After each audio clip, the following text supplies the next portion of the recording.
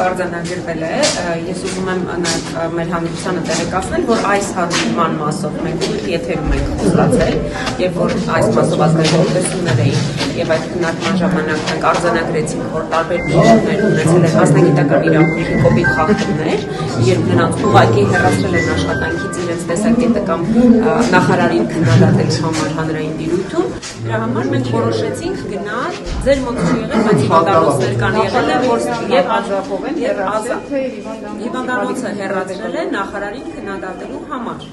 եւ նաեւ եղել են խիստ նկատողության դեպքեր բժիշկներին, այսինքն մենք այդ եզրահանգմանը, երբ որ եկանք, որ բժշկական հանրային իրավունքները ոտնահարվում են, որոշեցինք, որ մի հարմար օր գնանք եւ այսօր այդ հարմար օրն էր, որպեսզի մենք սկսենք մեր շրջայցերը ամբողջ հանրապետությունով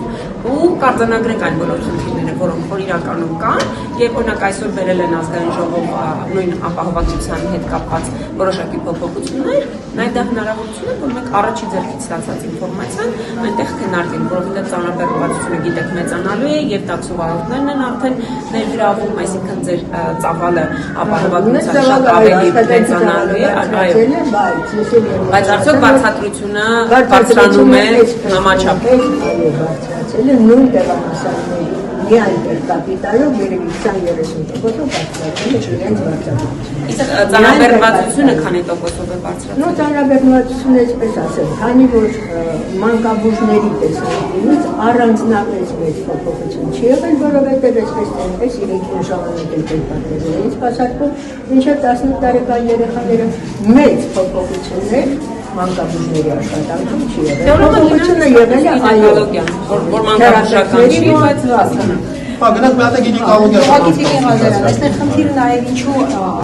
ինչու մենք սրան գնացինք, որովհետև երբ որ հարցը բարձրացնում են նախարարի առջև եւ ասում են, որ բժիշկները բարձրաձայնում են մտահոգությունների մասին, որոնց պետք է լսել, որոնց պետք է արձագանքել ու լուծումներ տալ, պետք է նախարարը ուղղակիորեն պատասխանում է, որ իրենք հանդիպում են առանձնակի մասնագետների հետ եւ առանձնակի լսում են։ Այսինքն ստացվում է, որ իրենք խնդիրների մասին լսում են նրանց հետ զրուցելով ու իրենք են ուզում։ Մենք որոշեցինք։ Դուք այդպես եք ասում, դիքի նախարարը ինձ է այդպես պատասխանել։ Դիքի Ղազարյան, ես ասում եմ, այն պատասխանը, որը դիքի նախարարը տվել է ինձ անձամբ, երբ որ հարցը բարձրացրել է։ Դրա համար մենք ուզեցինք լսել անձամբ բժիշկներից։ Զոմ հարցակներով, հենց դեպքից ներդրումից հետո դիքի նախարարը եւ հիմնադրամները նորեն դասները բոլոր զում հաստատել շատ հանդիպումներ եղել բոլորս մեր հարցեր ենք տվել պատասխաններ ստացել ենք Դոկտոր ջան, եկեք ես ազգանարողություն ընդգծեմ, որ զում հարթակում շատ տարբեր բուժկենտրոնում, ես չեմ ուզում մարտացույց անեմ, չեմ ուզում ասեմ, որ դա ձերն է եղել կամ ում է եղել, որևէ շատ բուժկենտրոններում տնօրենը ասում է հարցեր չտակ